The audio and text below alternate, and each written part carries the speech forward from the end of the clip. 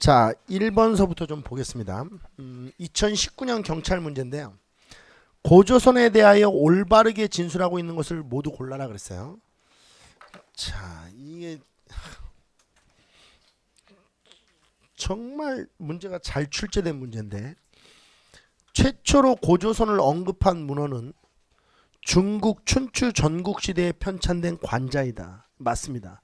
이 관자가 가장 먼저라고 보여져요. 이거 다음으로 이제 산해경이 추정되고 있는데, 문제는 산해경이 먼저냐 관자가 먼저냐는 아직도 논란이에요. 근데 관자가 먼저라고 해도 별 문제는 없어요. 맞습니다. 관자라는 책은 그 중국 춘추전국 시대 때 관중이라는 사람이 자신의 일대기를 쓰면서 쭉 하면서 우리 고조선 이야기를 써놨죠. 이 관자에 들어있는 내용들이 꽤 많아요. 고조선 관련 내용들이 교역, 이 제나라와 고조선의 교역 사실을 이 관자에 써놨죠. 그러니까 제나라와 교역을 한 거니까, 제나라가 어디 있는지 알죠? 산동 지방에 있었던 그 중국 나라예요. 산동 지역에 있었던 그 제나라와 고조선이 교역을 했다는 것을 이 관자라는 책에서 언급을 해놨어요. 그러니까 실체가 없는 나라와 교역을 하진 않았겠죠. 그러니까 고조선이라는 나라가 분명히 있었다라는 것을 실증해 주는 거예요. 조선시대에는 기자 동래설, 기자가 동쪽에 왔다, 들어왔다. 이게 뭐예요? 기자 조선설이잖아요. 이 기자 조선설을 열심히 조선시대 때 주장했던 사람들이 누구라고 그랬지? 사림. 이렇게 얘기했죠. 사림. 그렇죠. 기억도 맞고 니은도 맞아요. 아이, 문제 니은도 좋고 기억도 좋고 선지가 아주 좋습니다. 위만 조선은 발달된 철기에 기반을 둔 문화를 보유하고 있었다. 그렇죠. 철기 문화의 본격적 보급이죠. 제가 위만 조선 하면 머릿속에서 철, 이게 제일 먼저 떠올라야 되네. 철. 그 다음에 중개무역. 그죠? 이것도 정답이에요. 아, 문제가 좋네. 송궁리식 토기와 비파형 동검의 분포지를 통해 세력 범위를 알 수 있다. 자, 다시 한번 봅시다. 고조선의 세력 범위 알 수 있는 거 다시 한번 정리해 보죠. 북방식 고인돌,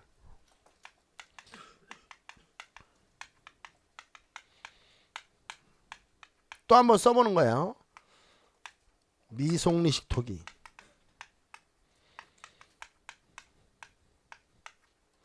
거친 무늬 거울,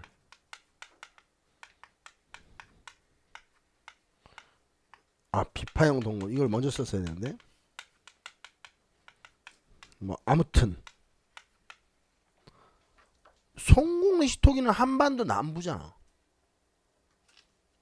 그쵸? 부여 송궁리 아니에요? 충남? 근데 고조선의 영역이 충남 지역까지 오나? 그렇진 않죠. 한반도 남부까지 펼쳐지진 않죠. 이건 한반도 남부야.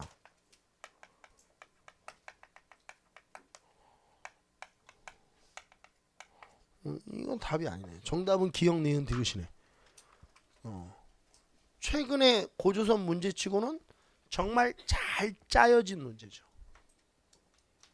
아주 잘 짜여진 문제예요. 여러 개를 동시에 묻는.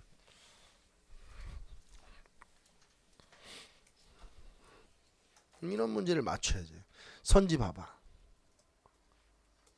선지가 이렇게 비정형화 틀로 되어 있는 문제를 잘 맞춰야 된다고. 두 개, 두 개, 두 개, 두 개. 이렇게 돼 있으면 기억은 맞아. 그럼 기억이 일단 다 들어갔어. 오케이. 뭐 이렇게 풀면 안 돼. 이건 비정형화 틀로 되면 그렇게 풀 수가 없지. 이 경찰 시험 문제에서 개수 묻는 문제가 개수. 이 개수 문제 묻는 문제가 같은 거죠. 이거 비정형화 틀로 만든. 제가 옛날에 얘기했나요? 제가 옛날에 대원외고 학교 선생할 때 제가 외고 학생들 최초로 학년 평균을 내가 60점대로 만들어 그랬어. 뭐 쫓겨난 이유 중에 하나인데, 엄마들이 저 국선생님 미쳤다면서 막 항의 전화를 하고 그랬죠. 근데 그때 학년 평균을 그때 제가 가르쳤을 때 대원외고 애들이 수능 모의고사를 보잖아요. 그럼 200점 만점에 학년 평균이 190점대예요. 그 애들을 내가 60점대로 만들었어요. 국사를. 어떻게 해서 이렇게 다 문항을 이렇게 만들었어. 1번 기억, 2번 기억 니은, 3번 기억 니은 디귿, 4번 기억 니은 디귿 리을, 4번 답 없음, 5번 답 없음 이렇게 해가지고 쫙 해서 싹싹 보냈지. 기억은 정확한 거 하나 줘. 뭐 김구는 남자다 이런 것도 하나. 기억 다 들어갔어. 자 2번 절대 못 풀어. 시험지랑 대화에서는 절대 못 풀어. 2번 기억 나라에 대한 설명으로 옳은 것은 그랬어요.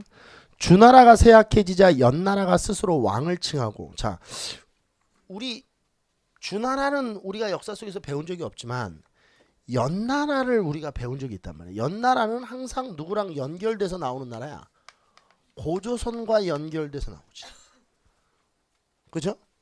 3세기 초에 연나라 장수 진계의 침입. 그치? 진돗개가 아니고 진계라고 제가 했죠? 허허. 자, 쑥스러우니까 바로 넘어갑시다. 아, 이거 별로 재미가 없구나 이거는.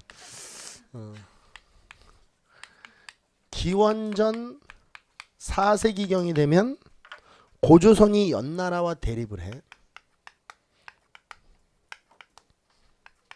이 문제가 꽤 나오는 것 같아. 그리고 기원전 3세기 초가 되면 연나라 장수 진계가 쳐들어와.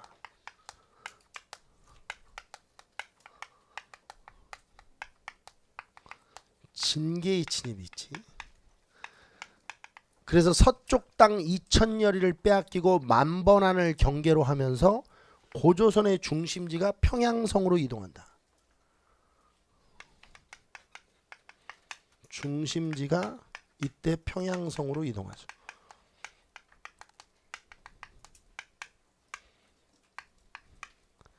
근데 제가 수업할 때 어떻게 얘기했냐면 이게 평양성으로 이동한 것이 그렇게 썩 나쁜 결과를 초래하지 않는다. 오히려 기원전 3세기경이 되면 부왕, 준왕 등의 강력한 왕이 등장하면서 고조선의 국력이 성장했다. 기원전 3세기경이 되면 고조선의 국력이 괜찮아진다. 그러니까 쉽게 얘기하면 요서지방을 경계로 해서 연나라와 대립하던 시절보다는 아무래도 중국의 압박을 덜 받았기 때문인 것 같아요. 정확한 기록은 없지만 기원전 3세기경이 되면 부왕, 준왕의 출현이 일어나고 이게 이제 강력한 왕권을 갖게 되죠. 그러니까 이 어떻게 보면 중앙 통치 질서가 확립됐다는 거예요. 강력한 왕이 등장했다는 것은 강력한 왕의 등장이 일어났고 일시적으로 세습도 일어났고 관직이 설치되죠. 뭐가 설치돼요? 관직. 이때 관직이 상경대부 대사 대신 박사 장군 뭐 이런 관직이라고 보시면 돼요. 물론 이거를 관직을 구분하시는 분들도 있던데 구분하지 마. 나중에 관직이 설치된 것과 이후에 관직이 위만조선 때 정비된 걸 구분해가지고 관직명을 외우시는 분들이 있더라고. 쓸데없는 짓 하는 거야. 쓸데없는 짓. 특히 7급 준비하시는 분들. 쓸데없는 짓 하지 말고 벼농사가 언제 시작됐는지나 잘 기억해. 알겠어요? 자, 연나라가 스스로 왕을 칭하고 동쪽으로 침략하려 했대. 자, 동쪽으로 침략하려 했대. 그럼 연나라 동쪽은 어디겠어? 고조선이지.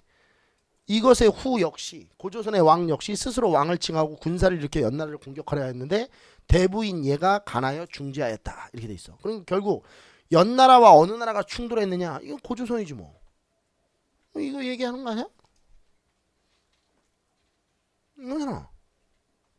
지금 이거를 이렇게 사료로 만들어 놓은 거지.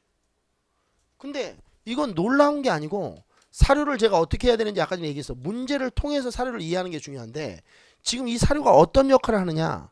결국 고조선을 찾는 역할을 하지. 그러니까 이 사료는 항상 고조선을 찾는 역할로 사료가 쓰이는 거야. 용도가. 그러니까 다시 한번 말을 해보면 사료에서 연나라가 나오면 연나라를 묻는 게 아니고 결국은 뭐야. 고조선을 찾는 문제야. 연나라는 우리나라 역사에서 그 역할만 하는 거야. 그러니까 연나라가 나오면 머릿속에 뭐가 떠올라야 되는 거야? 고조선. 연나라에 대해서 깊이 공부할 필요가 있어 없어? 없어. 어차피 고조선만 찾으면 되는 거야.